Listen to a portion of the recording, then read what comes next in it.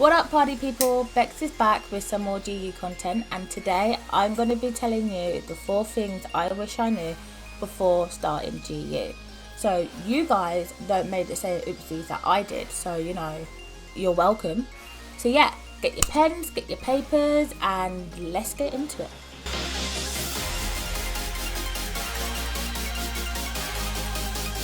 So the first thing we're going to talk about is the Sanctum. So this was absolutely mind-blowing to me at the beginning because unlike other TCG games that I've played, I've never had something that would give me points, also known as favouring GU, to then spend on cards that I didn't have to then use it against my opponent. So at first I was like, sick, great, all I got to do is stay in this game as long as possible and get as many points and I can get all the cards. But no. That is not what it does. Don't do that. That is wrong, okay? So, the Sanctum has 5 different types of cards that you can pick from. You've got answers, removals, values, defenders, and threats. And each card does something completely different. Some allow you to get frontline, others deal damage to creatures and gods, remove durability from relics, some give you relics. You know, there's just so many different things that these cards do. I'm not going to go into detail about it because I don't know them all. So that's for you to do your research on that. But what I do have to tell you though is not every card is something that you need. And you should always spend your favour wisely. Which I didn't do. Which you do need to do. So to get a card out of the Sanctum, you need to collect a certain amount of favour. Now these can range between 13 and 17 favours for a certain card. Never just pick the first one you can get because there is a high chance that that isn't something that would be useful to you. You want to kind of make sure that it's something that will give you more HP, like to you or your creatures if they're low health, or something that will give you like a critical hit just so you can catch the W in it. So I play Olympic Control War, and one of the things I mainly go for is the answers or removal deck. Now this is because the answers deck have relic removals, and a lot of people that I play against have relics. And also the answers deck does also have heals, which I do need a lot because my monsters do get, not monsters, that is the wrong game backer. My creatures have mainly damage, so I want to keep them alive because I want to do as much damage as possible. While the removal deck has extra damage, which is something you always need when you play war. So, you can get favour by one of 4 ways. Attacking an opponent's god, destroying the enemy's creature, your creature surviving an attack and your enemy creature dies, or killing a creature and keeping yours alive. So in the clip I'm about to play, you'll see that I'm playing a death team, and guys, if you thought zombie spam was bad, this is 10 times worse, okay? It's just single zombie spam. One zombie constantly being spammed, but that is not the point of this video right now. I'm going to show you how the Sanctum basically saved my life from this. Okay, so I started the game at the end because the beginning is not important, and at the moment I have 16 favour. The things that I can already get in the Sanctum is the relic removal and draw a card. They don't have a relic, so I don't need that, and I've got enough cards in my hand to draw a card, and also I don't have any more cards. But you can see that their monster just attacked mine, and mine survived, so I got 3 more favour from that, which then allowed me to have the option of getting a card that did 2 damage to a creature and 1 to their god. Now we're just going to speed up this part because we were just thinking a lot. This was such a good game. Maybe one day I'll go into detail on it, but today is not that day. So speedy. Right, cool. So, they've got a creature there that does damage to themselves. My brain has started going, the hamster was going, their hamster was going, we could see that I was going to win. We got to say the GG. I used the Sanctum to get my 2 damage to a creature, and one to a god. That was the ultimate key to this game. I could click anybody, pop their bubble, and hit them for 1. Now, during the game originally, I was losing because of their zombie spam. But once their creature hit my front line and I was able to survive, that really did just change the game around. And that is why you need to be really careful and think about what you use the Sanctum for. Because if I picked that wrong card, I would have lost most likely, which no one likes doing. But yeah, on to the next one. The next thing I wish I learned about was the Void. So in my mind, the Void is basically a graveyard for all the creatures that have died, so they just go to their respective Void and can never be played again. Or can they? Well, long and short answer, yes, they can. So don't get too excited if you destroy such a bad boy card, because there are some cards that can bring them back to life or bring certain aspects of them back to life.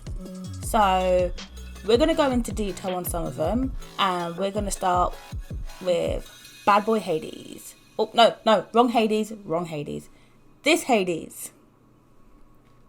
So the reason Hades is such a great card for like late games is because for 8 mana, whenever another friendly creature dies, summon a random creature with the same mana cost from your Void. So for example, you've played a 6 mana card, your opponent kills it, but you have the Avatar of Death in your Void. I'd personally summon that back, because this creature gets +1 strength for each point of damage your god takes. Afterlife, deal 6 damage to a random enemy creature. So not only am I going to do 6 damage to your creature when my avatar dies, but it is constantly getting stronger. So if you're in a late game, your opponent is most likely just going to keep trying to attack your god. 90% of us do not read cards, and don't lie and say that you do, because I know you don't. So you're not going to realise that he's getting stronger for each time that they are damaging your god. So one great card from the Void that you can use to bring something back. Another card that can use the Void to its advantage is the Canopic Horderer. I don't like the names, okay? Just deal with it, please. I know I can't pronounce them. But yeah, for this 5 mana card, when you use the Raw ability, you can select 2 different creatures in your Void and trigger their Afterlife ability. So some of them have give every creature deadly, deal damage to your god, deal damage to your opponent's god, do this, do that. You can literally use it to your advantage. And you get to pick 2, not 1, but 2 different abilities.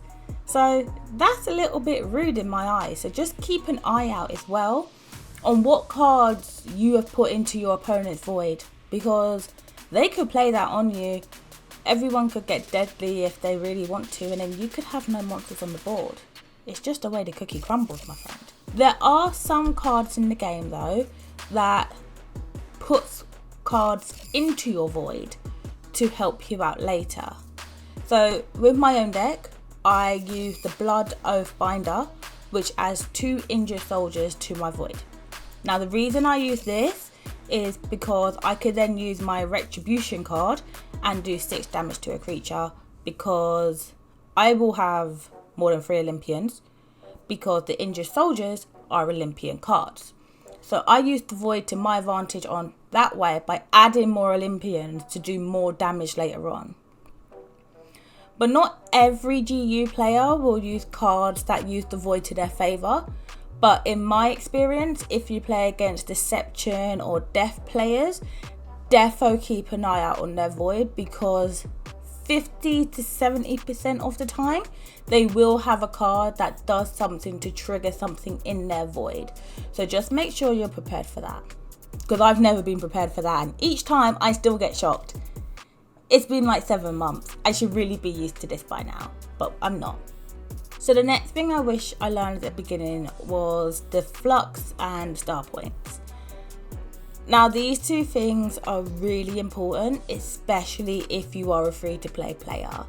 So the easiest way to know what they're for is that Flux allows you to forge cards together to make NFT versions of a card.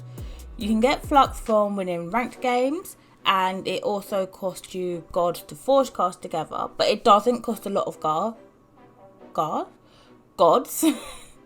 And so far, I've never actually been charged more than 0.5 gods. So, I mean, it's kind of insignificant amount. You won't notice that it's gone.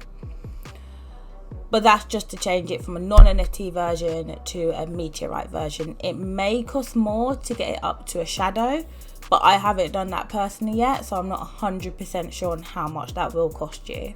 Stars, you can also earn in-game, and then you can use the stars that you've earned to go and buy cards in Star Store. So the Star Store gets updated every day and you get loads of different deals.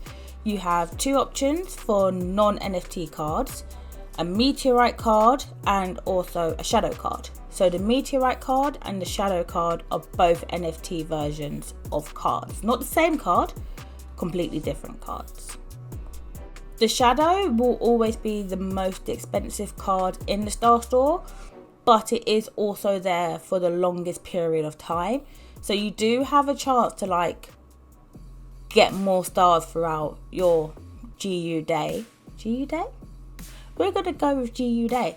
Get more stars from your GU day and try and buy the shadow card. I'm currently saving up for something I really want. Don't know what it is yet, but I have enough stars now to do it in case I do find it. So the best thing I personally say is save up your stars rather than getting your 12.5k, spending it on the first card you see. Because it's not easy getting all of these stars. It does take a while, so don't just go spending it all in one place, I'd say. But personally, I would also say focus on getting the meteorite card and the shadow card, because those are NFT versions. You can get non-NFT versions in the packs that the game gives you. So I kind of don't see the point in buying these cards with your stars when there is a chance that you can get them in your pack. I mean, if you are one away from upgrading it into a meteorite, be my guest, makes sense. Don't wait for a pack. But if you're nowhere near it, just wait till you pack it, man. Play smarter, not harder. And the final thing I wish someone told me before starting GU was GU decks. This site is actually amazing. It lets you buy decks, see its win rate, see what it's not good against, see what it's best against. I mean, you guys were hiding a big secret from me, and I kind of feel sad that it took me so long to realize it existed. But I mean, if you haven't been playing for a long time, it's such a good tool to show you what works well together, what doesn't work well together. It helps you find out what decks you like, which decks you don't like. Because I originally started on a nature deck. I've now gone to war. I'm never turning back, most likely. Nature, great. But seeing the war decks constantly at the top made me go, I want to progress further in this game. I'm going to move to war. And honestly, haven't actually looked back.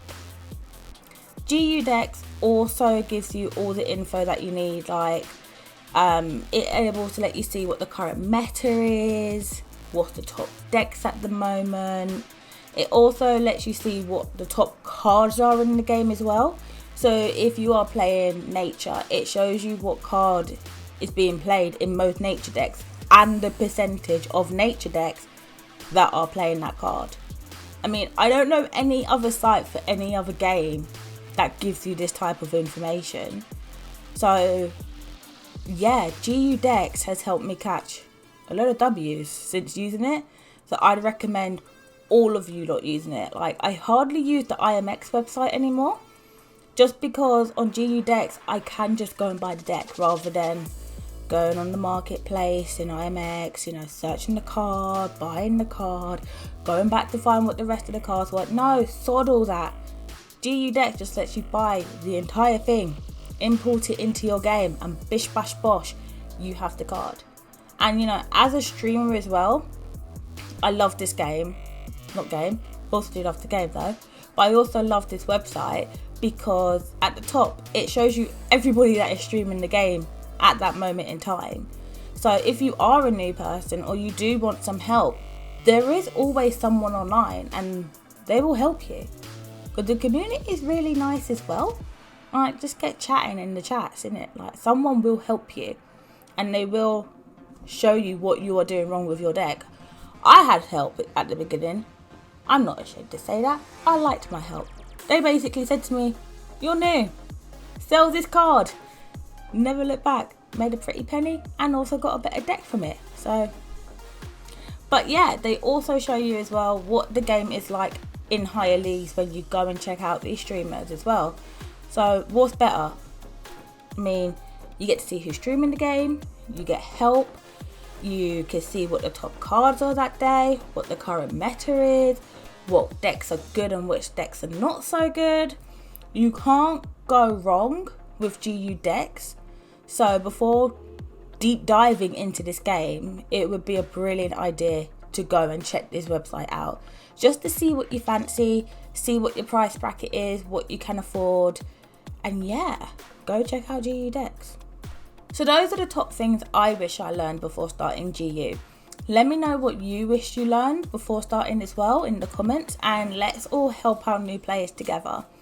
If you are a new player and you're not 100% sure yet, we do have scholarships available. So drop us a message and let us know what you do want to play. We can see what we've got available for you and help you out. Yeah. Hopefully this helps you guys. Don't forget to like, comment, subscribe, and stay for the vibe. Peace out, Girl Scouts.